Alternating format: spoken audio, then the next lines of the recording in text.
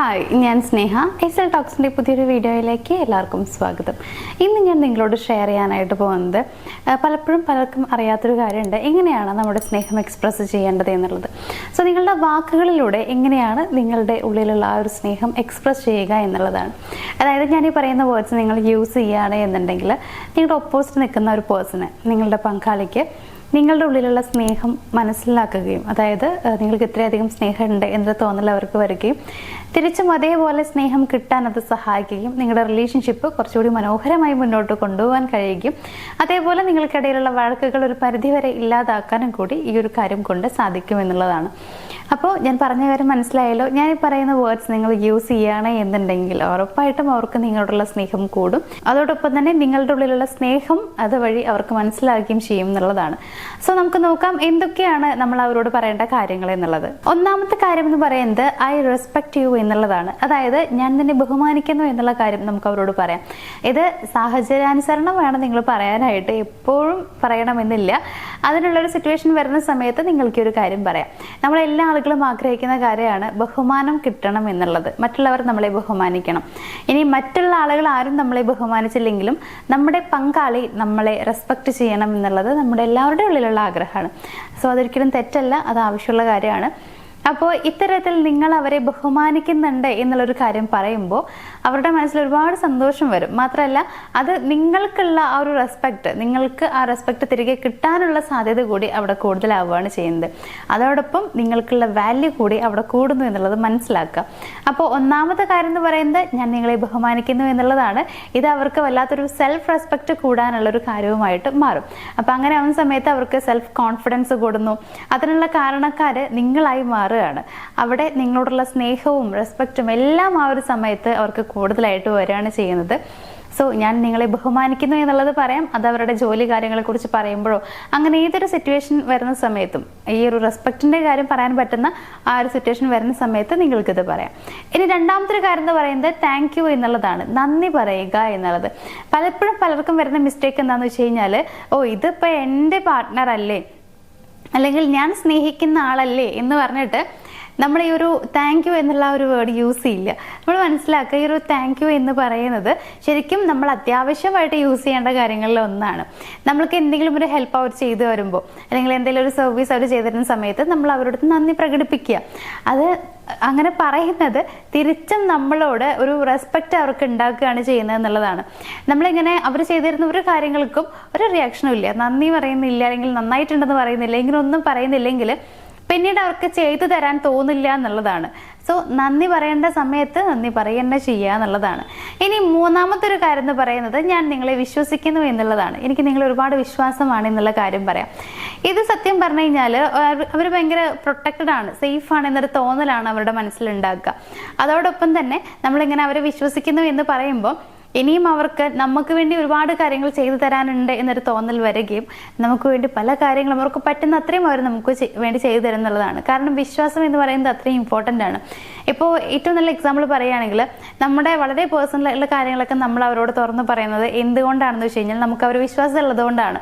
അത് അവർക്ക് അറിയുകയും ചെയ്യാം. അപ്പോൾ ഒരാളടുത്ത് നമ്മൾ നമ്മുടെ പേഴ്സണൽ കാര്യങ്ങൾ പറയുമ്പോൾ അവർ പോലും അറിയാതെ അവർക്ക് നമ്മളോടും ഒരു വിശ്വാസം വരികയാണ് ചെയ്യുന്നത്. വിശ്വാസം അടുപ്പവും കൂടുതലായിട്ട് വരും.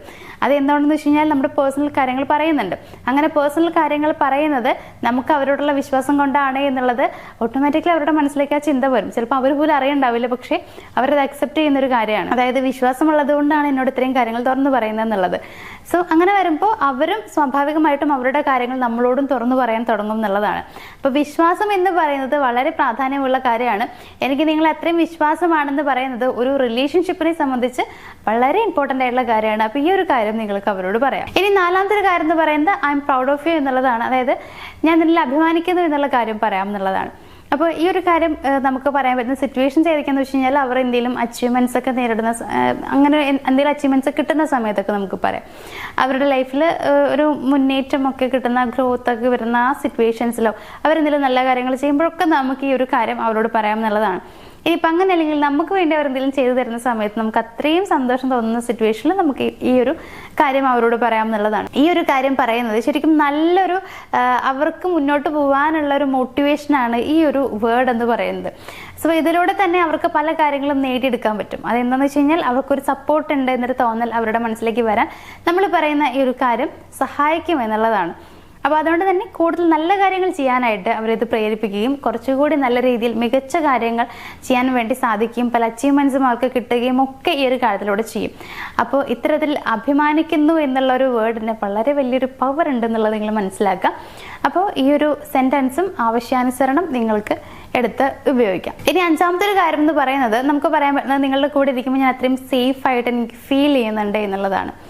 ഇത് ഒരുപാട് ആളുകൾ പറയാറുണ്ടായിരിക്കും, പറയേണ്ട കാര്യവുമാണ്, പലരും പറയാത്തൊരു കാര്യവുമാണ്. പക്ഷേ ശരിക്കും ഇത് റിലേഷൻഷിപ്പിൽ പറയേണ്ടതാണ്. കാരണം നമ്മൾ അവരുടെ കൂടെ ഇരിക്കുമ്പോൾ അത്രയും സേഫ് ആയിട്ട് എനിക്ക് ഫീൽ ചെയ്യുന്നുണ്ടെന്ന് പറയുമ്പോൾ അവരുടെ മനസ്സിലേക്ക് വരുന്നത് നമുക്ക് അത്രയും പ്രൊട്ടക്ഷൻ അവിടെ ഫീൽ ചെയ്യുന്നുണ്ട് എന്നുള്ളതാണ്. അതായത് അവരുടെ കൂടെ നിൽക്കുമ്പോൾ നമ്മൾ പ്രൊട്ടക്റ്റഡ് ആണ്, ബാക്കിയുള്ള വേറൊരു പേടിയും നമുക്കില്ല എന്നുള്ളതാണ്. സാധാരണ എങ്ങനെയെന്നറിയോ, പെൺകുട്ടികളെ സംബന്ധിച്ച് അവർക്ക് അവരുടെ അച്ഛൻ്റെ കൂടെ ഇരിക്കുമ്പോഴൊക്കെ ഭയങ്കര സേഫ് ആയിട്ടിരിക്കുന്ന പോലെ ഫീൽ ചെയ്യാറില്ലേ? ആ രീതിയിൽ തന്നെയാണ് ശരിക്കും ഇവിടെ. അപ്പം അങ്ങനെ വരുന്ന സമയത്ത് അവർക്ക് നമ്മൾ ശരിക്കും ഒരു കുഞ്ഞു കുട്ടിയെ പോലെയൊക്കെ തോന്നും. അതായത് നമ്മൾ അവരെ ഡിപ്പെൻഡ് ചെയ്യാന്നുള്ളതല്ല, പക്ഷേ അവരുടെ കൂടെ നിൽക്കുമ്പോൾ നമ്മൾ ഭയങ്കര പ്രൊട്ടക്റ്റഡ് ആണെന്ന് പറയുമ്പോൾ ശരിക്കും അവർക്ക് നമ്മൾ അവരുടെ കുഞ്ഞാണ് എന്നുള്ള രീതിയിലൊക്കെ ഫീല് വരും. അപ്പോൾ അതൊക്കെയാണ് ശരിക്കും വേണ്ടത്. മാത്രമല്ല ആ ഒരു പ്രൊട്ടക്ഷൻ എന്ന് പറയുന്നതൊക്കെ വിശ്വാസത്തിൻ്റെ ഭാഗവും കൂടിയാണ്. അപ്പോൾ അത് അവരെ കൂടുതൽ നിങ്ങളിലേക്ക് അടുപ്പിക്കുകയാണ് ചെയ്യുന്നത്. അപ്പോൾ നിങ്ങൾക്ക് ഈ ഒരു കാര്യം പറയാം, അതായത് നിങ്ങളുടെ കൂടെ നിൽക്കുമ്പോൾ ഞാൻ അത്രയും സേഫായിട്ട് എനിക്ക് ഫീൽ ചെയ്യുന്നുണ്ട് എന്നുള്ള കാര്യം പറയാം. ഇത് കൂടുതൽ പെൺകുട്ടികൾക്കാണ് യൂസ്ഫുൾ ആയിരിക്കുക. അതായത് പെൺകുട്ടികൾ അവർ സ്നേഹിക്കുന്ന ആളോട് പറയുമ്പോഴായിരിക്കും കുറച്ചുകൂടി നല്ലൊരു റിസൾട്ട് ഉണ്ടായിരിക്കുക. അപ്പം അങ്ങനെ പറയാനായിട്ട് നിങ്ങൾ ശ്രമിക്കുക എന്നുള്ളതാണ്. അപ്പോൾ ഇത്രയും കാര്യങ്ങൾ നിങ്ങൾ ആ ഒരു പേഴ്സൻ്റെ അടുത്ത് പറയുകയാണ് എന്നുണ്ടെങ്കിൽ, ഇതിൽ 1-2 പറഞ്ഞാൽ മതി എന്നൊക്കെ പലരും ചോദിക്കുന്നുണ്ടാവും. ഇത് എല്ലാം നല്ലതാണ്, എല്ലാം നിങ്ങൾക്ക് ഓരോ സിറ്റുവേഷൻ അനുസരിച്ച് പറയാൻ പറ്റുന്ന കാര്യങ്ങളേ ഉള്ളൂ. അപ്പോൾ ഇതൊക്കെ പറയുകയാണെങ്കിൽ അത് നിങ്ങളുടെ റിലേഷൻഷിപ്പിന് നല്ലതാണ്. ശരിക്കും അവർക്കും നിങ്ങൾക്കും ഇടയിലുള്ള എന്തെങ്കിലുമൊക്കെ ചെറിയ ചെറിയ പ്രശ്നങ്ങളൊക്കെ ഉണ്ടെങ്കിൽ അതൊക്കെ മാറാനും നിങ്ങൾ തമ്മിൽ കൂടുതൽ അടുക്കാനും വഴക്കുകളില്ലാതവനും ഒക്കെ നിങ്ങൾക്ക് ഈ കാര്യങ്ങൾ യൂസ് ചെയ്യാനായിട്ട് പറ്റും എന്ന് കരുതി എപ്പോഴും പറയരുതെന്ന് മാത്രമേ ഉള്ളൂ. ആ ഒരു സിറ്റുവേഷൻ അനുസരിച്ച് മാത്രം നിങ്ങൾ പറയാനായിട്ട് ശ്രമിക്കാം.